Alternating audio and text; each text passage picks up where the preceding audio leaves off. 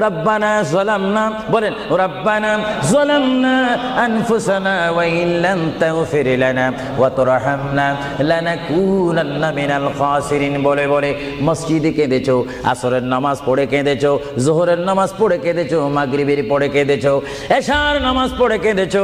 এ বান্দা, নামাজের মুসল্লা যখন বসে যাও, আমি আল্লাহকে তোমরা বারবার বল, আল্লাহ আমার গুনাহ মাফ করে দাও। তারপরও আমি তোমাদের গুনাহ মাফ করে নিই।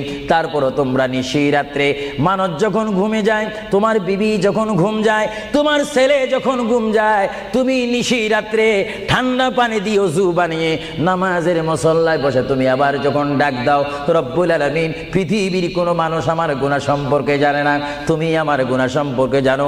আমি এমন গুনাহ করেছি আমার বিবি জানে না, বিবি গুনাহ করেছে আমি জানি না। আল্লাহ তুমি সব কিচ্ছু জানো। হে আমার প্রভু, তুমি আমাকে মাফ করে দাও। আমার আল্লাহ বলে, তারপরও যদি তোমাদেরকে আমি মাফ না করি, তারপরও বান্দা তোমরা আমার রহমতের দরজা থেকে ফিরে যাইও না।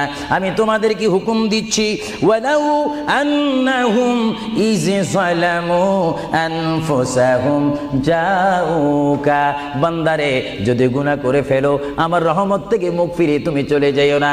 এ বান্দা, আকাশ পরিমাণ যদি গুনাহ করো, পাতাল পরিমাণ যদি গুনাহ করো, সাগরের পানি পরিমাণ যদি গুনাহ করো, পাহাড় তুলনায় যদি তুমি গুনাহ করো, আমার দরবার থেকে তুমি নিরাশ হইও না।